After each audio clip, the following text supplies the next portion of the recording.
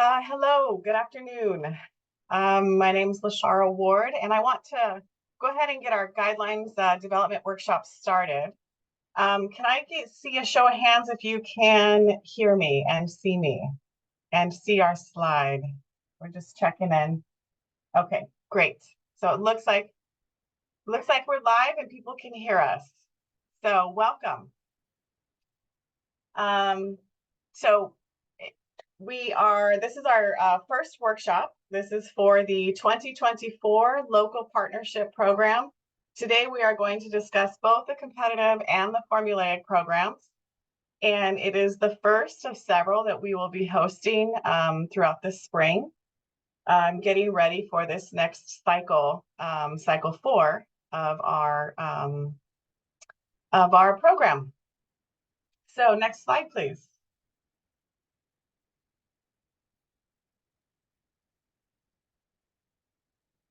And I'm going to go ahead and introduce our team. Today we have Matthew Yazgat. He is our Deputy Director for the SB1 programming. He's online. And then myself, I'm the Associate Deputy Director for the Local Partnership Program. And Benjamin, do you want to introduce yourself? Hi, everyone. My name is Benjamin Williams. I'm a Program Analyst with the Local Partnership Program at the CTC. Thank you. And some of you might know Anya Allenbacher from working with our program in the past. She is no longer working with the Local Partnership Program. She has moved over to the TIRCP, so she's still with the commission, and we are lucky to still have her, but she's no longer on our team, sadly. Next slide, please. Good afternoon, everyone. We welcome comments and questions as part of each item at this workshop. We encourage you to use the raise hand feature as early into the item as you can to give the system time to acknowledge you. Alternatively, you may use the Q&A tab to submit your comments/questions. Please specify the item or topic you're commenting on, and staff will read the comment on your behalf. Clearly state your name and organization at the start of your comment, please. Each registered attendee is also provided with a unique link and phone number to access this webinar. There should not be shared with other participants, as these are registered specific attendees, and it can create confusion for staff when providing comments. And finally, this presentation is being recorded, and the recording as well as the slides will be made available after the workshop concludes. Thank you. Next slide, please.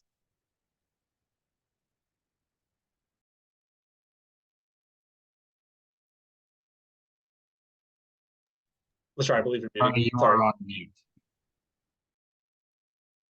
Thank you. I apologize for that. Okay, so going over the agenda, we're going to start today by talking about the program, what the Local Partnership Program is. Some of you have been involved in our program for a while, but others are brand new. And this might be the first time that you're really starting to learn about the Local Partnership Program. So we're going to do a little bit of overview of what that is, what our program is. We're going to talk about the 2022 cycle. And that is the current cycle that we are working on right now. And then we'll go into some of our lessons learned from previous cycles. We're going to talk about some of the proposed changes for this 2024 program. Then we'll talk about some of the technical changes that we are proposing. And of course, we want to get your input and feedback if you have ideas from your experience with the program, or if you have comments on our suggestions.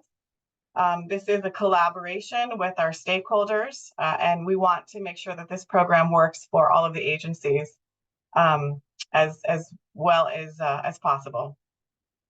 We are doing office hours this time, so we'll talk about that. The discussion workshop format and structure, so we will use that today and then for all of the workshops moving forward. And then we'll look at different discussion topics, things that we want input on, and that will change as we go along through this process. As we get feedback from stakeholders, we will bring those ideas to the workshops so that we can have discussion, because like I said, this is a collaborative process.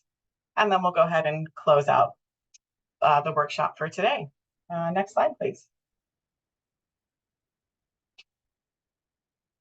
Okay, so we're going to go ahead and get started with the program objective.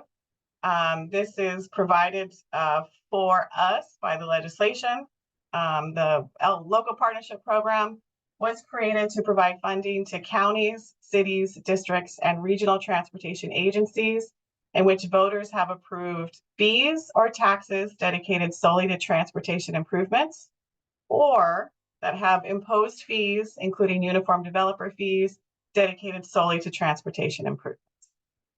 Next slide. So just to wrap up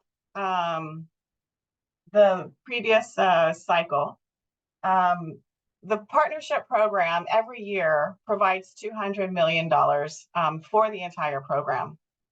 The funds are distributed into three separate programs. We have the incentive set aside, and so that is a $20 million that's taken off of that $200 million at the very beginning. And then the $180 million that is left is then split. 60% goes to the formulaic and 40% goes to the competitive. So for each year, the formulaic has $108 million and the competitive has $72 million. Those funds are then combined for multiple years of the program cycle. So for example, in 2022, the program was 2 years worth of programming. So the competitive cycle had $144 million and the formulaic had $216 million that we programmed. For the incentive funds are a one-time funding that is provided to jurisdictions that seek and receive voter approval of new or renewed tax measures, tolls, or fees. If those tax measures, tolls, or fees have a minimum period of 10 years and are dedicated solely to transportation, and for sales taxes are equal to or greater than 1/4 cent. This 20 million this 20 million per year comes off the top before it's split between the formulaic and the competitive programs, as I just described. The amount of the incentive funding will be based on the projected annual revenue of the voter approved tax, toll, or fee initiative, with a minimum of $200,000 and a maximum award of $5 million. Okay, next slide, please. Now, going into the eligibility requirements, for the formulaic program, eligible agencies are those that have sought and received voter approval of taxes, tolls, or fees that are dedicated solely to transportation improvements. And for the formulaic program, the agency must also administer those funds. For the competitive program, the revenue could also be from a voter-approved tax, toll, or fee, but alternatively, it could be generated from an imposed fee, like a uniform developer fee, for example, as long as the revenue generated is dedicated solely to transportation projects. And for eligibility criteria, we have two approaches at the local partnership program. For the formulaic program, project nominations are accepted throughout the programming cycle, and we screen the nomination packets for eligibility and completeness on an ongoing basis as eligible agencies submit programming requests. For the competitive program, however, project nominations are submitted by a certain deadline and go through an extensive review process. For this past cycle, we focused on 10 different criteria, including accessibility, air quality, and community engagement, among other criteria listed here. Next slide, please.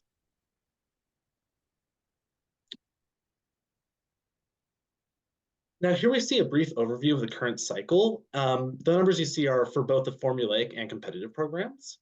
The local partnership program competitive has awarded 11 projects for a total of $142,453,000 that have been programmed.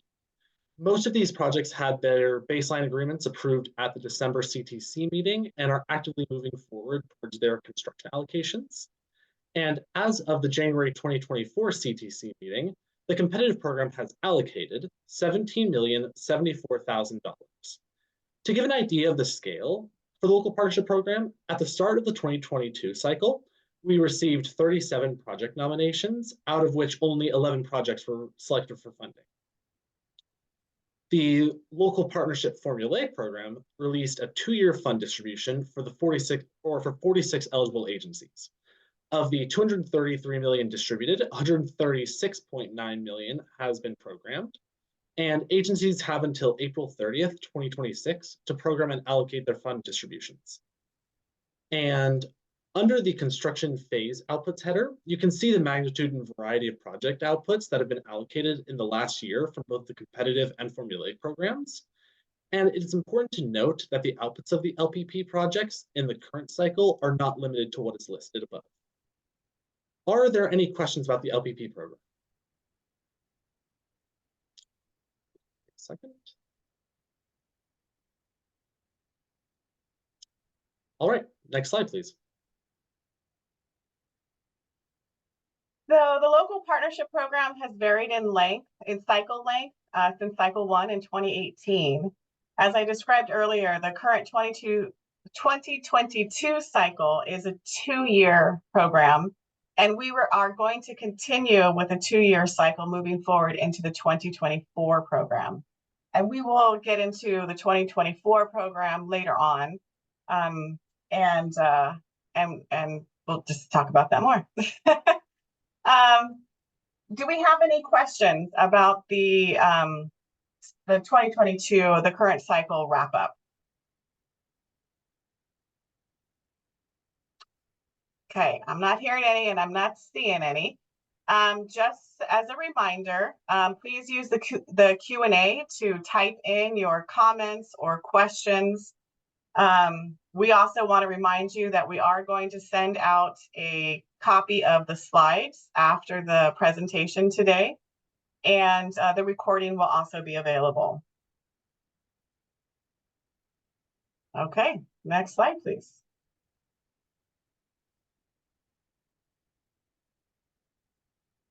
So for the SB1 highlights, this is for all 3 programs.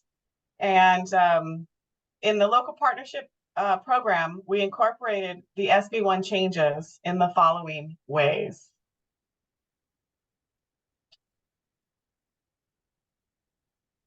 Actually, let me back up. The local partnership program is one of 3 competitive programs funded by SB1. That is the Trade Corridor Enhancement Program, that's the TCEP program, and the Solutions for Congested Corridors program, that's the SCCP. All of the SB1 programs are on the same schedule and are currently working on guidelines development workshops. For the 2022 program, all 3 programs incorporated these items that you see on the slide here into their guidelines and collectively awarded $1.7 billion in SB1 funding in June 2023. Next slide, please. Here for the local partnership program, we incorporated the SB1 changes in the following ways. CAPTI, that is the Climate Action Plan for Transportation Infrastructure. Commission staff expanded the consideration of climate impacts and incorporating key strategies from CAPTI into the local partnership program competitive guidelines. And that included different selection criteria that we use when evaluating the project nominations.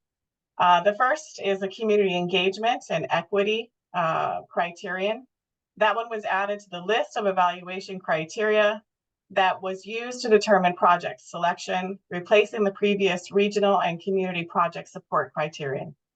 In addition, the SB1 competitive programs transportation equity supplement was incorporated as an appendix. The changes supported implementation of the Commission's racial equity statement, which was adopted in January 2021. We do want to keep this criterion moving into the 2024 program and are looking at ways to possibly expand this. Second, the request for information on climate change adaptation and natural working lands. In cycle 3, the local partnership competitive program applicants were asked to provide information in the areas of climate change resilience and adaptation, the protection of natural working lands, and enhancement of the built environment. We also integrated the pro-housing principles into the evaluation criteria. Commission staff had worked with staff from the Department of Housing and Community Development to incorporate information on the pro-housing designation program into the evaluation criterion for transportation, land use, and housing. That one was new, and we'd like to get feedback from stakeholders who incorporated this into their project nominations, because it was a new thing for us. Revised matching requirements for small jurisdictions. So prior cycles, the smaller applicants were having trouble meeting some of the leveraging requirements. So the changes in the last cycle, the update allowed more small jurisdictions to better leverage their local funds because we adjusted the percentage requirement. Finally, incorporation of the technical performance measurement methodology guidebook. There's a number of required performance metrics, such as daily vehicle miles traveled, safety, and air quality that applicants must include in local partnership applications. Calculating the required metrics can be a challenge, especially for smaller transportation agencies. The performance metrics guidebook includes instructions on how to calculate all of the required performance metrics. That is readily available on our website if you would like to take a look. Next slide, please. So Hey, for our hey, list, Lashara, Yeah. I don't mean to stop you. I think one, this is all excellent feedback, and I noticed a question from David Raperda, which I think is a really good one. Yeah. And I think it ties to where we've been with the competitive program and the formula program. So it might be best to address his question before we proceed to start talking about lessons learned, which I believe is where we're headed. So do you want me to read his question? I don't know if Elise. Yeah, okay. Good. So David Raperda is asking, what is the deadline to program and allocate any remaining 2022 LPP formula shares? So for the formula shares, we need to have those nomination packets into our office by April 30th, 2026. The 2022, I just want to confirm, we're talking about the 2022 LPP formula program? Yes. Okay. Yeah, I was just looking that up yesterday. It is in the formulaic guidelines as well, so you can look it up there. Thanks, Lashara. Okay. Yep. Any other questions we should look at right now? Okay. Thank you, David, for confirming that. So actually, David has a follow-up, and I think actually, Lashara, this pertains exactly to our conversation yesterday. So he says, I think he's saying, so the last year of programming is for 24-25. And since this is our formula program, do you want to explain why we allow some flexibility on the final date that they can program those formula shares? So we allow that so that agencies are able to put their money together for multiple years and have a larger amount of funds for a particular project. Anything else you want to add? Yeah, what I might add, because I think this is a key characteristic of the formula program versus the competitive program that a lot of folks on the line may not understand. So we treat the LPP formula program somewhat similarly to the STIP, in the sense that we want to ensure that recipient agencies of LPP formula funding distribution have a bit of flexibility to retain those shares for at least one fiscal year so that they can combine unprogrammed formula money from the prior program to the upcoming program. That basically means that if a recipient receives, what we might refer to as, not a, sizable LPP formula distribution in one particular program, it gives you an opportunity to combine 2 program cycles worths of funding distribution to put on a single project. So we offer that flexibility only in the formula program and not in the competitive program.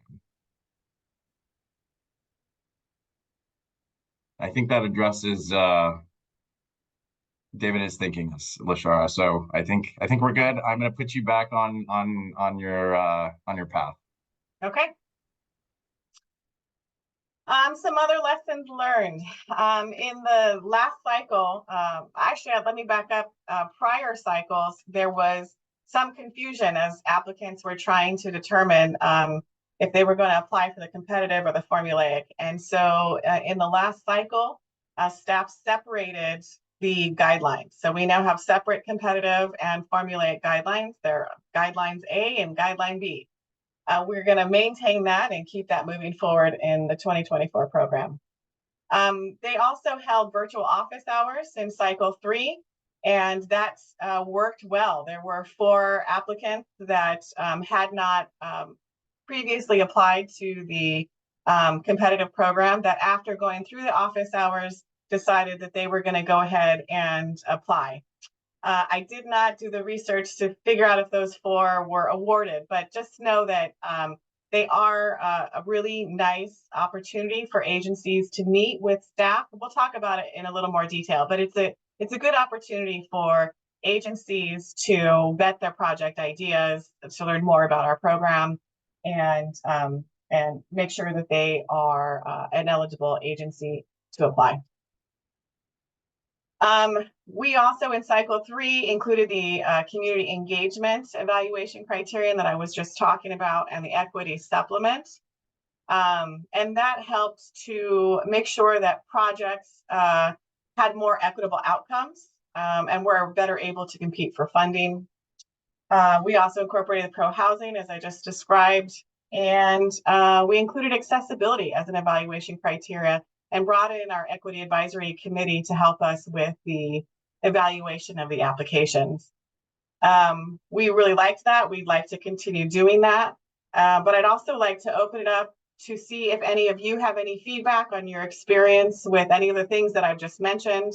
If you have any other ideas that you would like to share with us here today. I haven't really talked about the format of the workshop yet, but basically we want this to be a conversation with you all, with the stakeholders. This is a collaborative process, and so this is one of your opportunities to ask your questions or make your comments. So I'm going to open that up. I'm going to wait a moment and just see if we have any questions coming in. If you would like to ask your question live, go ahead and raise your hand, press the raise hand button, and we'd love to hear from you. Hey, Lashara, this is Alicia. Yeah. We do have a question that was submitted. Okay. They are asking, when a project sponsor comes in to allocate any 2022 LPP formulaic funds, will they be screened against the 2024 guidelines? Not yet. We don't have any 2024 guidelines, so they would be still under the 2022 program. Also, as when they do come in for allocation after we have adopted the 24 guidelines. First of all, I don't expect there to be any major changes, so there shouldn't be any discrepancy really. It's more about the screening criteria, I believe. At least that's what I'm anticipating. So there shouldn't be any concerns there, but they would still be under the 2022 guidelines because that's when they were awarded. Lashara, I might just add that we would consider the 2024 guidelines if there aren't significant changes, if they're utilizing those funds to program with the 2024 program shares, right? So if they wish to combine LPP formula money from both program periods, they will be held to the 2024 standard. Thank you, Matthew. We also have an additional question that has come in. Can you just explain the main differences between competitive and formulaic? Sure. So the competitive program is a discretionary program. You have to submit a much larger application. It's more involved. We go through a lengthy evaluation process. It takes us several months. We bring in evaluators from different agencies to help us to do that evaluation and then to fund it. The formulaic is different. The formulaic is a basic application. It's not screened the same way. It's not evaluated the same way. As long as the nomination packet contains all of the required documents, then you can move forward. The big difference in which program you apply for is which program your agency is eligible for.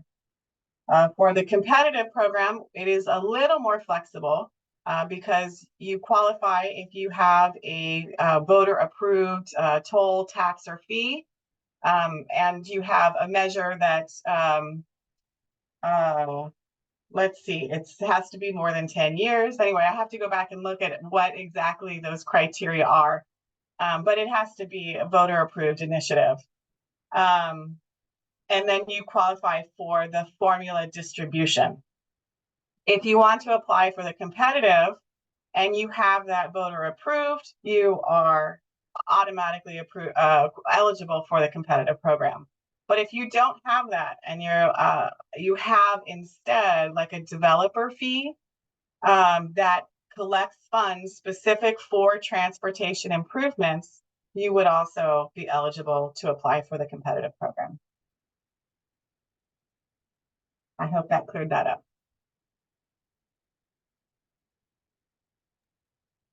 All right, I don't see any other hands raised or questions at this time, Lashara. Okay. Next slide.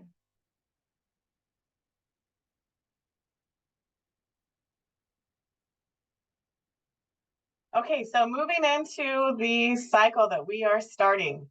I have our 2022 program schedule up here just to compare so that you could see what we have just done. And then the 2024 program, we are basically planning on following the same schedule. The dates are tentative. We are not set in stone, and we're keeping them flexible for now until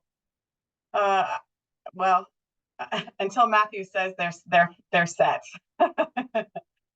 So they're tentative for now, but that's what we're looking at. So we expect to have our guideline adoption at the August meeting.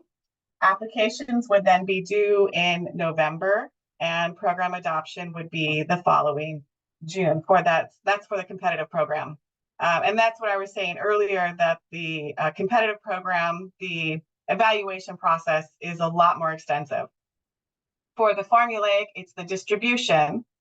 And for that, the program adoption, the initial program adoption would be in January of 2025. But because it's a distribution, agencies do have another couple years to go ahead and program and expend those funds and allocate those funds. Okay, next slide, please. Hey, Lashara, I'm going to ask you one question.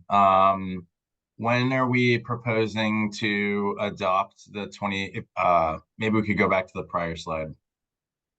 When are we planning to adopt the draft and then final 2024 LPP formula share distribution so that agencies will know how much money they can expect in the 2024 program?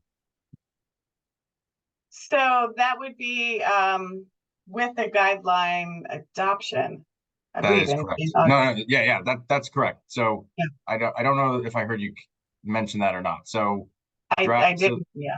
Yeah, so we're proposing draft guidelines for both the formula and the competitive program this June, so June 2024. And Lashara will also be putting out the draft formula share distribution for the upcoming formula program this June as well. And so at that point, we would ask our partners to, review the share distribution and work with Lashara and Ben prior to adopting that the formula distribution in August 2024. And before we move on, we do have a question that's come through that I think is relevant to the current discussion. Which fiscal year of sales tax revenue will we be using for the LPP formula distribution amounts? So I'm going to be honest, I'm new to the formulaic program and have not gone through the distribution process yet. I'm hoping that Matthew could answer that question. Yeah, that's a good question. I don't know that we'll be able to leave you with a response right now, but we typically go to, I can't recall if it off the top of my head, if it's the Department of Finance's website or the Department of Fees and Taxes website, but we will normally go to the most recent full fiscal year that has been reported on and base it on that. So if it's this upcoming summer, my understanding is it would be as recent as fiscal year 2022, as I don't know that 2023 would be reported on. But don't quote us on that. We can bring that information back to our next workshop when we go back and review what we've done in the past.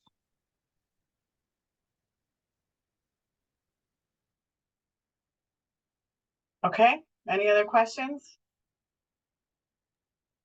That looks to be it for right now. Okay. Okay, so for the technical changes that we are, as staff, proposing, the first one is going to be with the formulaic, and Ben, you're going to go ahead and talk about that one. Perfect. So we're making a change to Appendix A of the Local Partnership Formulaic Guidelines. Appendix A currently lists the eligible taxing authorities to receive formulaic funding. So what we're doing is in the current 2022 formulaic guidelines, only the names of the eligible agencies are listed under Appendix A. In our proposed 2024 guidelines, a snapshot of which you can see on the slide, we have an updated Appendix A to provide more clarity on the voter-approved tax measures that we have on file for each eligible agency. So the 2024 guidelines will include a table that features the name of the eligible agency, the ballot measure or measures that establish eligibility for the formulaic program, and the expiration date if there is one. So for the 2024 cycle, this will assist agencies in keeping track of the measures they are being credited for in the formulaic distribution calculation, and will prompt them to alert commission staff if it needs to be updated. And in our current version of the appendix, we do not include the ballot designations or the expiration dates. We only include the name of the eligible agency. So this was just designed to provide greater clarity for agencies and for staff to refer back to know what measures that the agency is being credited for. Are there any questions about this change to the formulaic guidelines?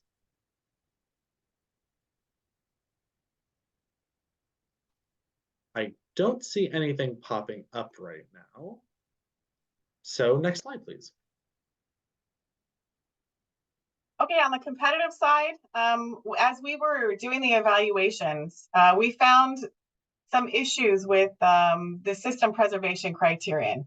I think a lot of the engineers think of system preservation as pavement condition indexes. And we had projects that were not necessarily road projects and that do qualify and that are competitive in this program. So we would like to just expand the description of system preservation to include, for example, a transit system or a bikeway system, something that incorporates the overall transportation system, getting people from point A to point B, that could include a pavement index, but it doesn't have to include the pavement index.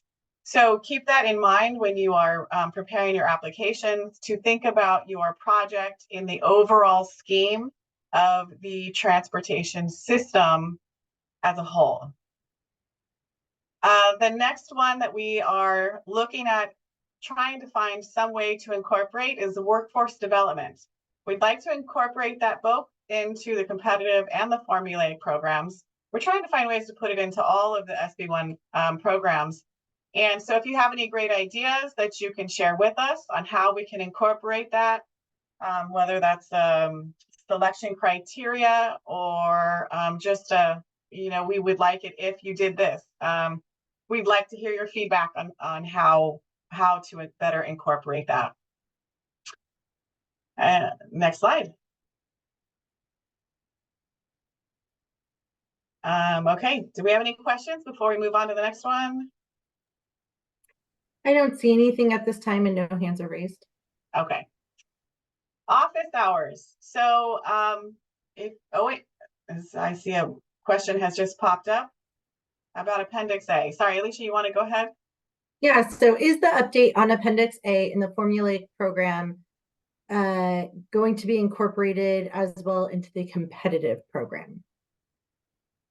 So we are not going to do that with the competitive program because it's not a formula distribution. So there's, we're just not going to do it. The competitive program is a bit more flexible.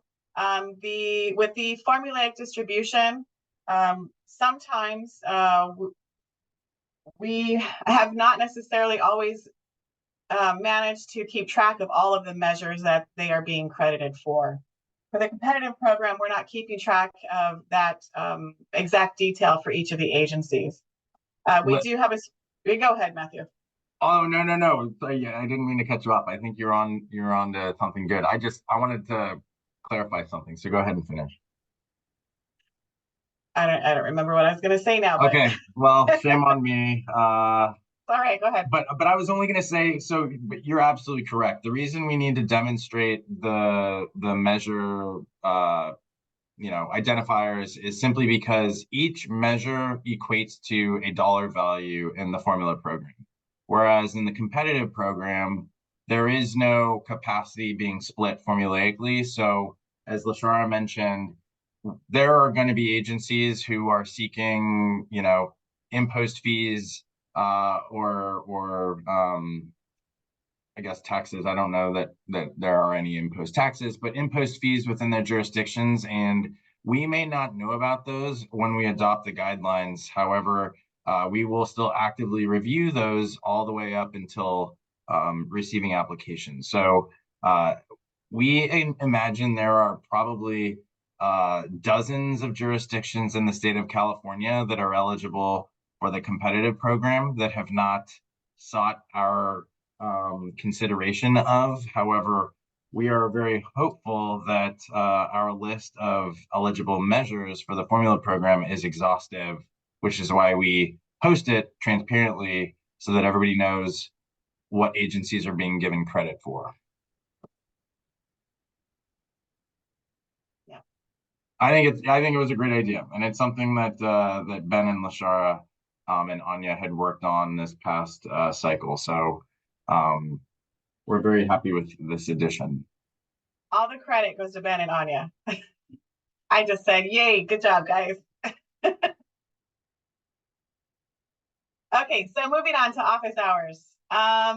These are 30-minute appointments, and you can request to have an office hour session with staff from LPP, but also if you're considering the TCEP or the SCCP, the project managers are available for office hours as well. These are closed virtual sessions, so it's just your agency and the program staff. Appointments are reserved on a first come, first served basis. We're doing them starting in March, and we're going to conclude in May.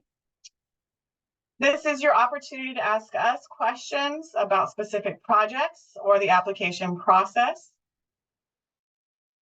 And we are not going to be discussing the guideline development during those sessions because we want the guideline development process to be open, transparent, and being conducted in this workshop environment rather than one-on-one. Although if you want to send us your comments and suggestions in an email, we will accept those and then we will bring that to the workshop format. I did include the link for the registration, and that's here. And you can copy that now, take a screenshot, or when we send out the slides, you'll get it then also. Okay, next slide. So moving into the guidelines development workshops, we are going to be posting those agendas in advance, 10 days before. The presentations and the recordings will be posted after each of the workshops. We will make recommendations based on the discussions and the feedback that we get during those workshops, as well as any emails or other feedback that we get. We may bring back topics, but there's no guarantee that we will. We hope to conclude a discussion on any particular topic within that one workshop.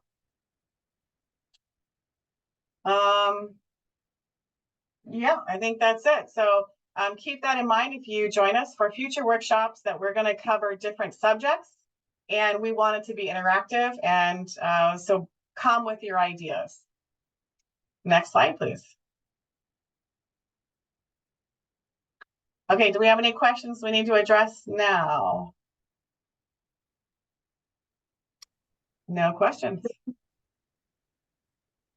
Okay, so these are some of the discussion topics, and we'd like to start some of these today. It's only 1:45, so we still have another hour, and we really want to open this up for discussion. So use your raise hand function and let us know what you're thinking.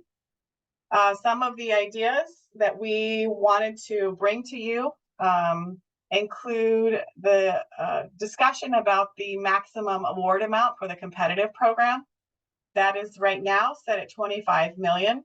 We want to know, is that working for your agency, for your projects? Is that too little, too much? We do have a minimum of 2 million, maximum of 25 million for the competitive program. And yeah, so that's open for discussion. The pro housing, that this is this cycle 3 is the first time that we have incorporated that. So we're wondering how that worked for all of you. Community engagement. Did you have any concerns or challenges? Were you already including that in your project process, or did this criterion help to encourage you to do it more with your projects? Which is, of course, our goal. We want our community to be involved and contributing to the projects that are affecting them in their daily lives and in their communities. We are also going to be hosting a workshop focused on the Transportation Equity Supplement. We're incorporating the Equity Advisory Committee in that process. Naveen Habib, she's the program manager for SECP, and she will be leading that workshop.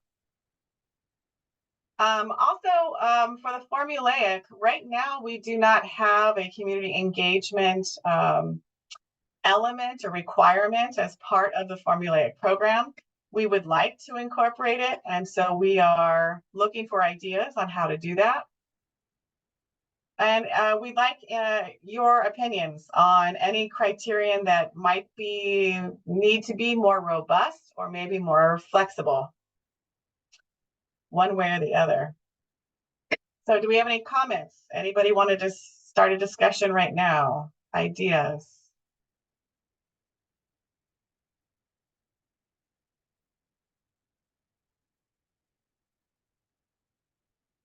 Okay, let's go to the next slide. Matthew, you want to start a Actually, conversation?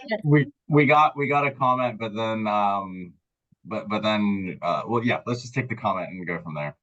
Okay, Alicia? can you discuss the level of engagement you're looking for? The level of engagement. Well, we would like to have open discussion during these workshops. Like right now, we're opening it up. We'd like to hear back from you. If you would rather send an email, you don't like public speaking, you're welcome to do that as well. As the process moves on, we'll begin releasing guidelines with suggested language edits. If you want to comment on that, you're welcome to do that. Right now, we're in the beginning, so we're at the idea stage. And I might actually even interpret Rich's question. He might mean what level of engagement are we looking for in the LPP formula program based on our community engagement consideration, not necessarily So I don't know, it could be taken both ways, but Lashara's answer is perfect for our level of engagement with all of you as our stakeholders and our attendees in these workshops. Maybe looking at a totally different side of maybe even a different coin. The level of engagement that we're looking for is currently defined for the competitive program in our SB1 Transportation Competitive Programs Equity Supplement. So that currently exists on our website. It will be a continued topic of conversation, as Lashara mentioned, in a standalone workshop, as well as with all of our programs. Now, as far as our LPP formula program, I think Lashara is genuinely interested in the level of engagement that would be reasonable to ask for to be demonstrated on LPP formula projects, right? So I don't think Lashara currently has a place or a definition of the level of engagement she would be looking for, but we would invite that feedback from each of you, either right now at a future workshop or in writing, as Lashara mentioned. Thank you, Matthew. And so we have another question. How can transit agencies get credit for the pro housing designation? You do that through the HCD. What is that? Housing Community Development Department of. And Well, go ahead. So I'll just say, I think the question is because transit agencies have no discretion over local or regional housing plans or ordinances. The idea is that these projects would be coming out of localities across the state that have considered pro-housing initiatives within them. So for instance, if the transit agency, I'll just use a very large example from Northern California, was BART, and a transit project was going to be taking place in a various county across the 9 Bay Area counties, and that county or the cities along, the corridor that you're seeking to get LPP funding for your improvement, we would allow you to ultimately say these projects are coming out of locations that have considered pro-housing. Unfortunately, we understand that not every, locality or region in the state is taking up pro-housing, which is why we have a flexible evaluation criteria currently, which is also whether or not you have positive land use planning practices as well. So if you go back and look at Lashara's LPP formula or competitive guidelines, I should say, you'll notice that we certainly encourage jurisdictions to work with their local governments to seek pro-housing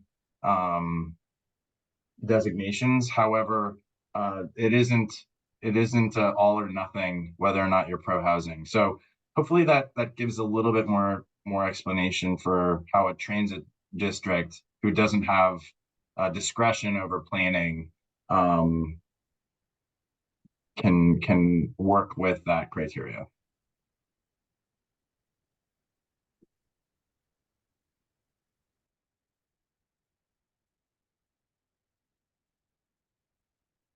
Okay. Thank you, Matthew. Any other questions, comments? So if there's a lot of folks on here, and I'm not going to just have a conversation amongst us at the commission.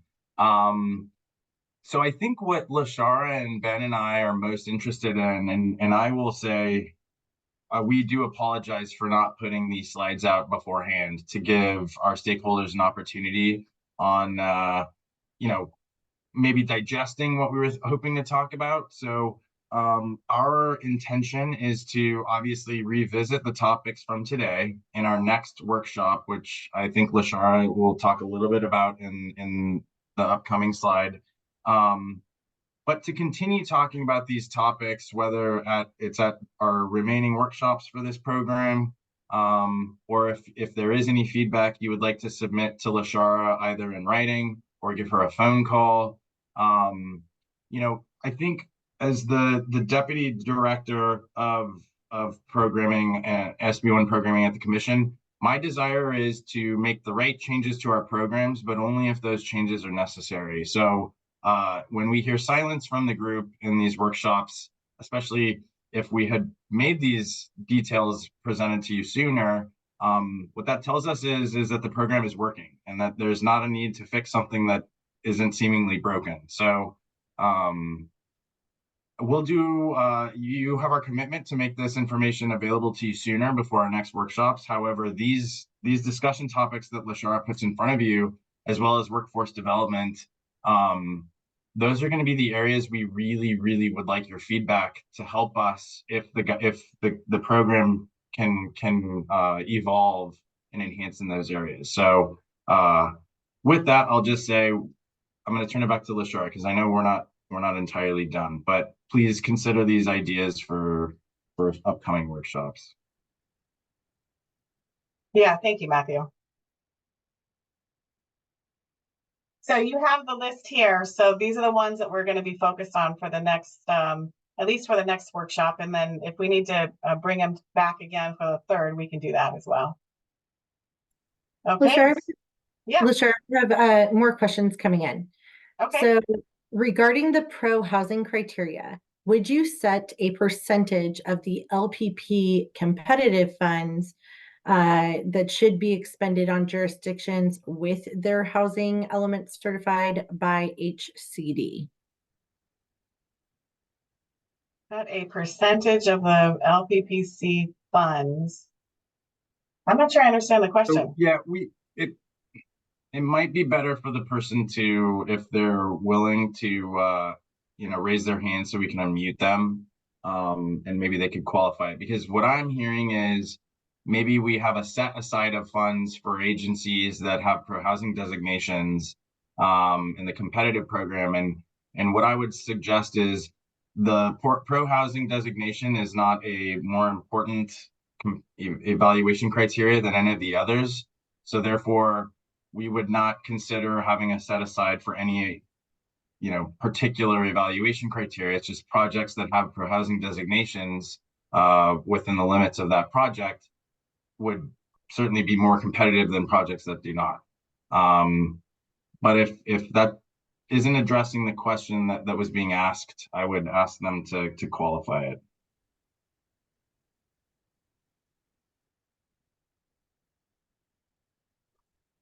We have another question that has come through for LPP formulaic community engagement. Would a board director public hearing be a reasonable amount of community engagement? FTA's 5307 formula program does something similar.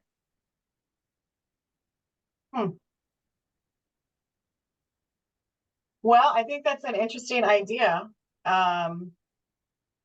Can you talk more about what the 5307 program does? If it's possible, raise your hand so that we can unmute you and you can describe to us a little bit more.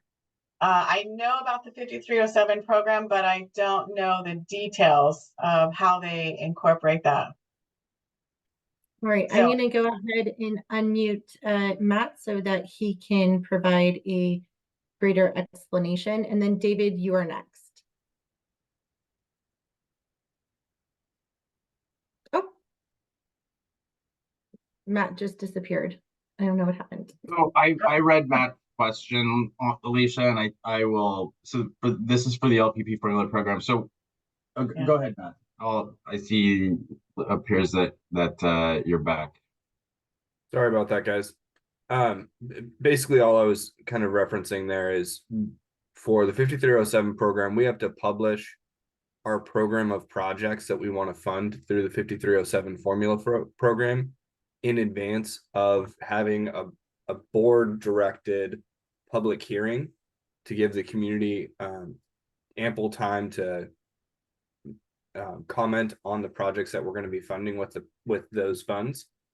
And kind of the reason why I brought that up is it's a little bit of a challenge, especially when you're applying for things like buses, to get community engagement, because you kind of ask the question, does anyone want a new bus? And everyone's like, yeah. And it's like, okay, there's not really much follow-up to that. So having something that's kind of a designated, this will check the box because you're doing the community engagement, might be helpful.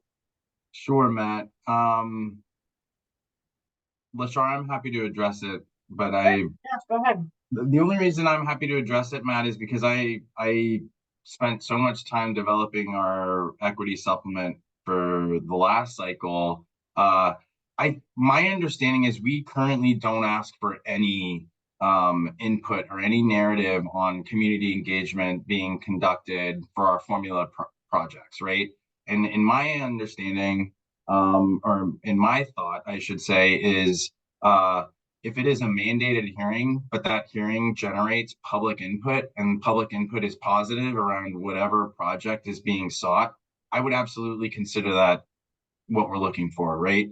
We are not asking agencies to invest substantial resources into engaging their public on formula projects necessarily. We're just hoping that we can start capturing something in the upcoming cycle that can demonstrate to our commissioners that every one of the SB1 programs has an element of community engagement. And even for our formula program, we're capturing that information and we can report out on it. As you know, we will not unapprove or not, I should say not approve formula projects unless they are ineligible because they're maybe outside the parameters of our timing. They don't have adequate match. Maybe we don't consider it a transportation improvement if it's, for instance, going to be operations. So for that reason, a bus replacement is absolutely an eligible use of funds. And if you have some feedback you can provide, even if it was a mandated hearing by your board, I would argue that that's sufficient. And that's something along the lines of what we're looking for.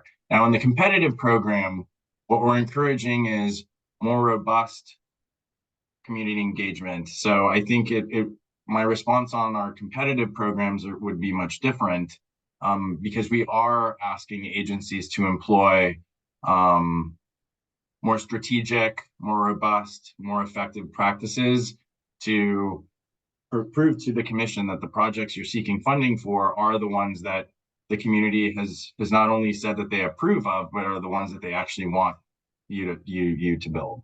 So, LaShar, I don't know, maybe you were considering something a little bit further in the formula program, but I think what we're looking for is taking a step in that direction this cycle. Mm-hmm. Yeah, I think so. I haven't gotten very far in looking at I guess the different types of documents that we would want submitted, but I think that, a board resolution explaining the community engagement or support, I think would actually be a great idea. So we'll make note of that. I think we have a few more questions, comments. Before we go to questions, I want to go to the hands that were raised. Okay. David's hand has since dropped, so I don't know if he would still like to speak. But I believe we have Lusal. I'm going to go ahead and unmute you now. Hello, can you hear me? Yes, we can hear you. Okay, perfect. Just building off of Matt's comment. So how would the same project, what is the requirement then on the outreach and engagement side for a similar project on the competitive side? If we were going after a bus replacement or bus purchase, how is that gonna look? Because on our end, we are mandated we can't keep our buses around forever. They have a useful life. But at the same time, we have a mandate from the state to convert to zero emission. So it's kind of hard to do engagement when we're talking about bus replacements. Mm-hmm. So Matthew and I have been discussing transit projects and this program, and it is hard. Not every program is not every project is going to be super competitive for every single criterion. I see the conundrum with bus replacements. I don't know. I don't necessarily have any great ideas.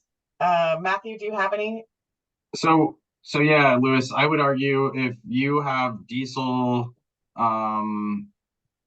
internal combustion diesel buses that are emitting significant GHG, and you are going to take one bus and replace it with a zero bus, that obviously is competitive because it's transit oriented, and it's reducing GHGs. And we can, maybe it'd be more worthwhile to have a specific conversation about why we think that's competitive. However, if you're replacing diesel with cleaner diesel or diesel with diesel, I would argue those aren't necessarily competitive projects in this program. And this program has a very fixed amount of funding, and we're regularly oversubscribed. And to Lashara's point, I would say, yes, I don't know that,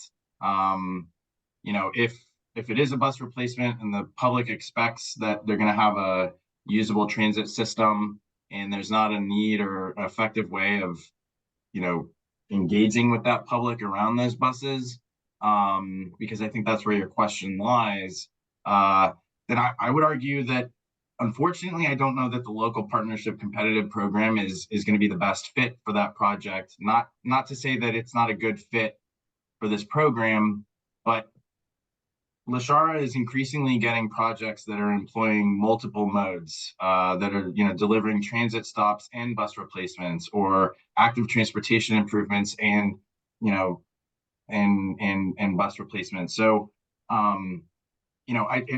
it's not the easiest, easiest case to address, because we understand how important maintaining fleets is. But we would ask that if, at the end of the day, you are going to be purchasing zero emission buses, you are not going to be increasing the size of your fleet, but maintaining the size of your fleet as, diesel buses are lifing out.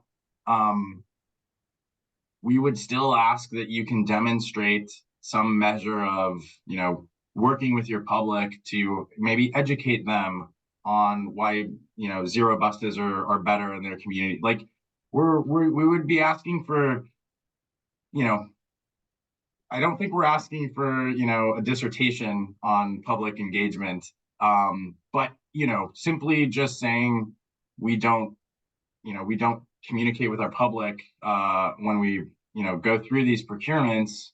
I'm assuming OCTA has significant zero bus fleet, because I've seen them. And I know that there's an outreach element to that, even if it's not, getting a large group of folks, gathered to talk to them. And so we're looking for various types of community engagement. It's, I don't know, not to make this specific, but, I think that there's an ability to get creative in there. And again, if, Lashara and I really encourage any of you with these proposed ideas to show up to office hours, because those become our opportunities to talk to you in a tailored environment with your particular project and let you know, in our, from our perspective, if this is a project that you absolutely need to, seek funding for, we can talk about it and hopefully, share ideas. Mhm. Thank you, Matthew. Go ahead, Alicia. Good. So now we're going to go to the questions that are in the chat. Similar to the Justice 40 initiative, that 40% of the funds should be spent on DACs. So if you're a transit agency with services to multiple jurisdictions, should a percentage of LPP competitive funds be expended on improvements in jurisdictions with certified housing elements?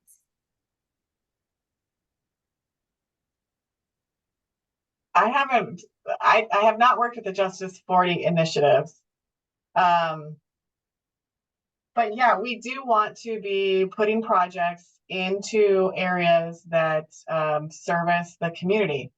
And if they are disadvantaged communities, we want them involved in the process. We want them benefiting from the project. I don't know that, well, I know for sure we are not going to be putting a percentage requirement on any of the criterion within the local partnership program. So Go ahead, Matthew. yeah, so I'm reading, this question is from Jasper Alv, and I'm reading into it a little bit more. I'll be honest, Jasper, I think that Justice 40 is certainly something that the commission is well aware of.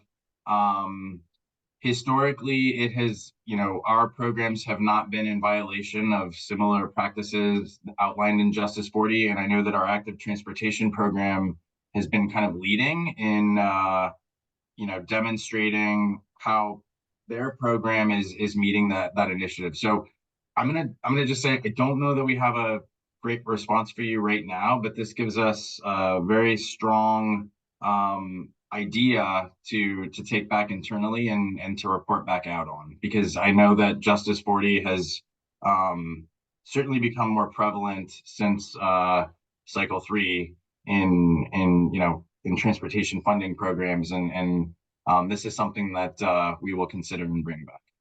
Mm-hmm. Yeah, I need to learn more about that subject myself. Thank you for the question. Thank you. So before we get to the next question in the chat, I do want to go to David Ruperta. We were able to get him back on so that he could ask his question. Oh, good. David, you're unmuted and you can talk. Thanks, Alicia. David Ruperta, Sonoma County Transportation Authority. Lowered my hand earlier just because I didn't feel like it would add to the conversation since it was already addressed by Matthew. But when it comes to Justice 40, I would struggle with the need to include that in the LPP guidelines, given that LPP was identified in ST1. This is a state funding source. It has nothing to do with Justice 40. I understand the reason to look at that, but it's not something that I think we should be considering as part of any kind of funding set aside or targets for that. I guess going back to some of my earlier thoughts on kind of earlier discussion, for the 5307 formula programs, from my experience in the past at MVO and a transit operator, those are very kind of perfunctory public hearings where maybe you're approving the FTIP, the Federal Transportation Improvement Program, and as part of that, you're doing public hearing for the program and projects for 5307. So you're not going to get a lot of public input on that anyways, but I understand that could be used to document it through a board resolution for formula projects, but not really a great fit for competitive projects. So yeah, that was just my thoughts there. Thank you. Yeah.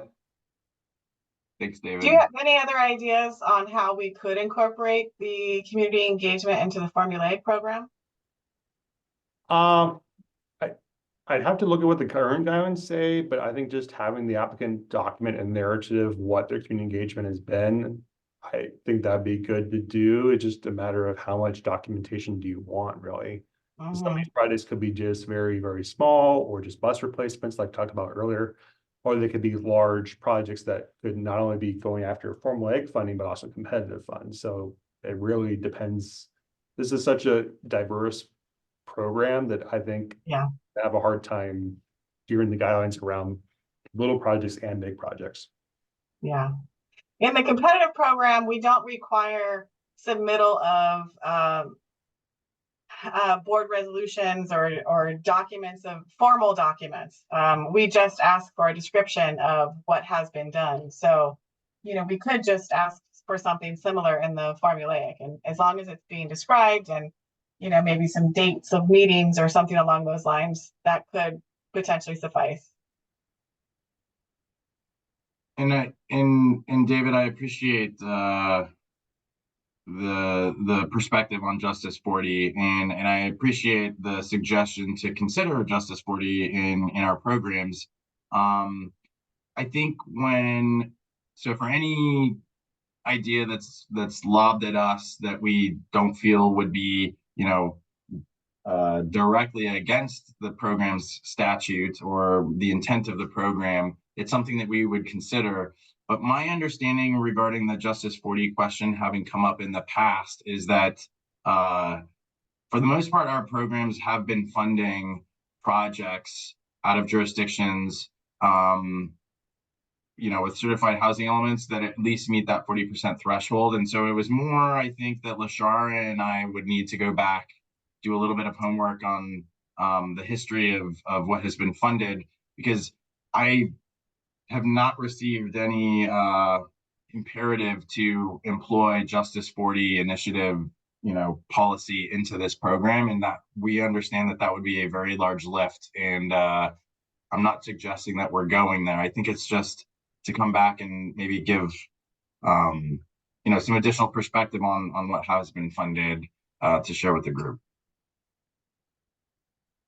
Yeah, thanks for that, Matthew. And I think just one other thought, going back to the pro housing criteria, I think we just need to be cautious there as well. I know it's being woven into the other competitive SB1 programs, but LPP was designed for the sales tax authorities and other cities and counties that have either passed a sales tax or imposed a sales tax. And I think we just need to be careful not to create set-asides or targets just because a jurisdiction is. Yeah, David, I can, a set aside in any of our programs, I don't think would be realistic.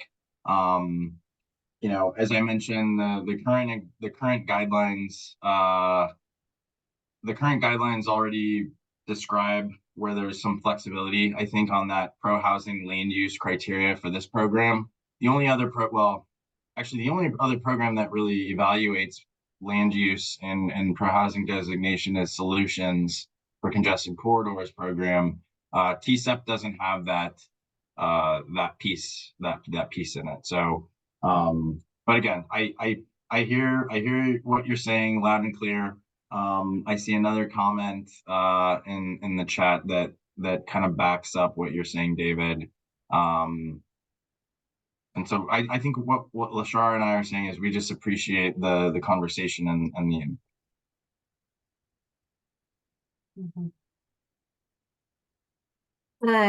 Thank you, David. And so, Louis, we'll get to you here in just a minute. We're going to address one of the other questions that is in the chat right now.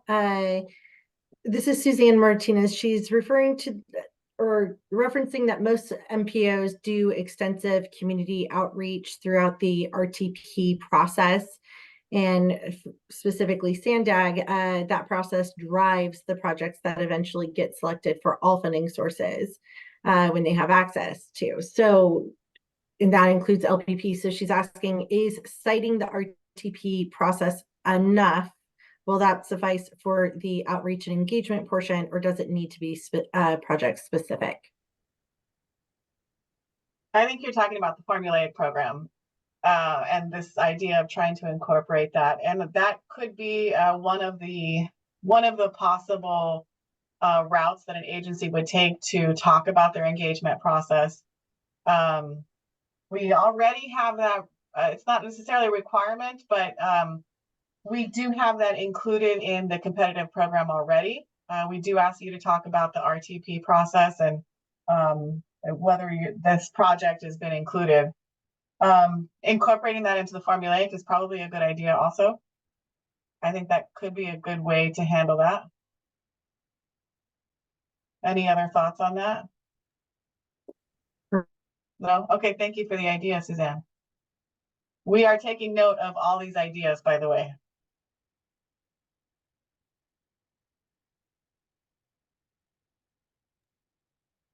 Alicia, anything else?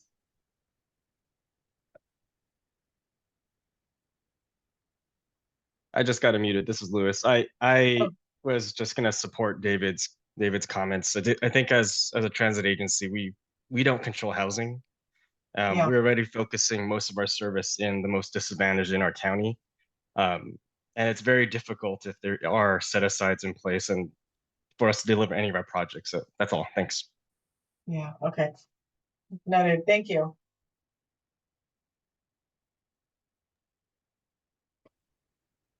There are no other questions or hands raised at this time. Okay. So let's go ahead. We'll go on. So take a screenshot. Think about some of these things and come back.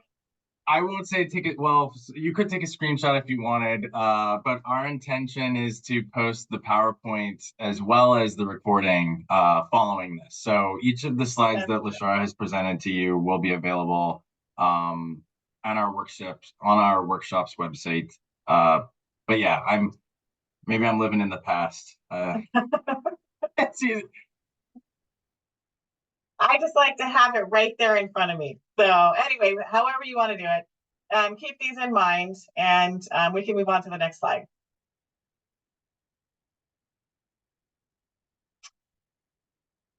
Okay, so moving forward to cycle 4, this is more focused on the entire SB1.